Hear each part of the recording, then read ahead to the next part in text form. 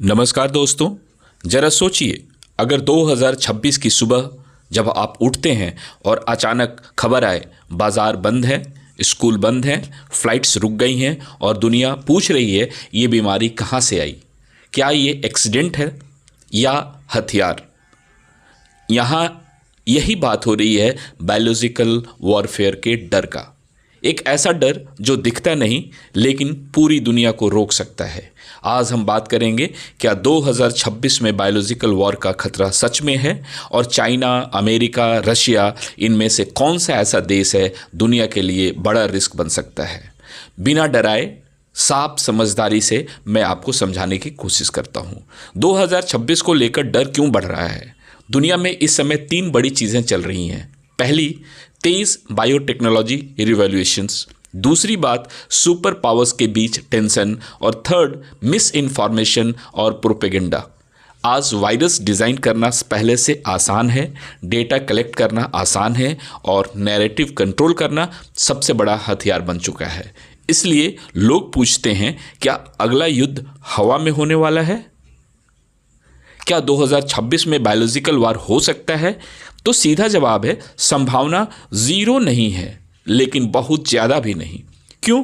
क्योंकि बायोलॉजिकल वार का सबसे बड़ा रिस्क यह है, अगर चीज़ हाथ से निकल गई तो अपने ही नागरिक, अपनी ही अर्थव्यवस्था सब खतरे में पड़ जाते हैं। यानी ये कंट्रोल वाला हथियार नहीं है। इसलिए बड़े देश इसका ओपन यूज़ करने से कतराते हैं, डरते भी हैं। लेकिन रिस्क कंप्लीटली ख़त्म भी नहीं होती है। रिस्क कहाँ से आता है? अब देखिए, lab accident, rough uses of scientist approach, non state actors और सीक्रेट प्रयोग जिन पर ट्रांसपेरेंसी कम हो जानी। यानी खतरा ज़्यादा मिसयूज से है, ना कि घोषित युद्ध से। अब आते हैं, ये समझें कि बड़े प्लेयर्स कौन से हैं। चाइना के पास बहुत बड़े bio research network, surveillance systems, तेज वैक्सीन और बायोटेक मैन्युफैक्चरिंग स्ट्रेंथ, उसकी कैपेबिलिटी है, बहुत तेज है। रिस्क ट्रांसपेरेंसी है, कम है, लेकिन डेटा हमेशा खुलकर नहीं आता। इससे सस्पिशंस पैदा होता है, चाहे असलियत अलग ही क्यों ना हो। चाइना डेंजरस इसलिए नहीं है कि वो अटैक करेगा, बल्कि इसलिए कि इंफॉर्मेशन कंट्रोल पैनिक और कन्फ्यूज़न को बढ़ा सकता है। अब दूसरी बात करता हूँ यूनाइटेड स्टेट्स यानी कि अमेरिका की। वर्ल्ड क्लास में देखा जाए तो बायो लैब्स हैं, डिफेंस रिसर्च हैं, एडवांस मॉनिटरिंग सिस्टम है उनके पास। और फ़ायदा क्या है? ट्रांसपेरेंसी भी है वहाँ पर और रेगुलेशंस स्ट्रांग हैं। लेकिन रिस्क एक फैक्टर है वहाँ पर, मिलिट्री टेक और बायोटेक का मर्जर। यानी कि मिलिट्री टेक और बायोटेक का मर्जर यूएस में एक मेजर कंसर्न है। यानी ड्यूअल यूजेस रिसर्च बहुत है, इलाज भी है और पोटेंशियल वेपन रिसर्च भी। अमेरिका नैरेटिव कंट्रोल में बहुत बड़ा स्ट्रॉन्ग प्लेयर है, इसलिए जियो पॉलिटिक्स में दोष किसे देना है अक्सर वही तय करता है। अब बात करता हूँ मैं रशिया की। तो रशिया में देखा जाए तो पुराने बायोलॉजिकल प्रोग्राम्स का इतिहास रहा है। अगर देखा जाए तो इकोनॉमिक प्रेशर्स बहुत मेजर कंसर्न है। हाइब्रिड वॉरफेयर का एक्सपीरियंस रिस्क यहाँ से आता है। अगर प्रेशर बढ़ा और तो अनकन्वेंशनल टूल्स के बारे में सोचना आसान हो जाता है। लेकिन फिर वही बात, ऐसा कुछ हुआ तो खुद रशिया भी मैसिव डैमेज झेलेगा। तो फिर क्या सबसे खतरनाक कौन है?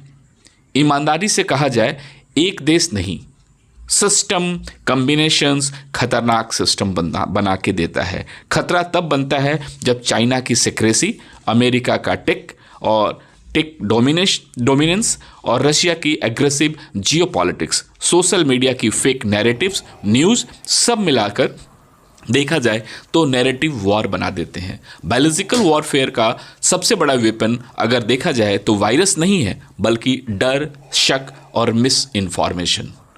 अगर हम लोग अब देखें कि 2026 क्रिटिकल ईयर हो सकता है क्या?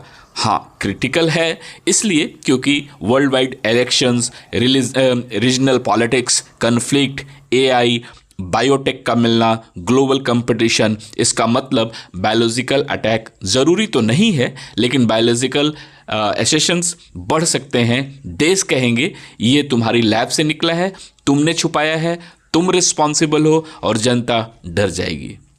अब हमें ये सोचना है कि क्या इससे हमें पैनिक होना है या हर आउटब्रेक को विपन की तरह समझना है। हर लैब खतरे की घंटी है, हर गवर्नमेंट कॉन्स्पिरेसी कर सकती है, लेकिन जागरूक रहना हमें सबसे ज़्यादा ज़रूरी है। हमें चाहिए scientific mindset, credible sources, miss information से दूरी, हेल्थ सिस्टम पर भरोसा। युद्ध हवा में हो सकता है लेकिन जीत दिमाग से होगी। बायोलॉजिकल वार का साल होगा या नहीं ये तो कहना रिस्क है। जियोपॉलिटिक्स ब्लेम गेम जरूर तेज होंगे, इसलिए डरिए मत, समझिए, सोचिए और सवाल पूछिए और रिस्पॉन्सिबल रहिए। अगर यह पॉडकास्ट वैल्यूएबल लगा तो शेयर कीजिए, फॉलो कीजिए और कमेंट में लिखिए कि किस तरह की अगली वीडियो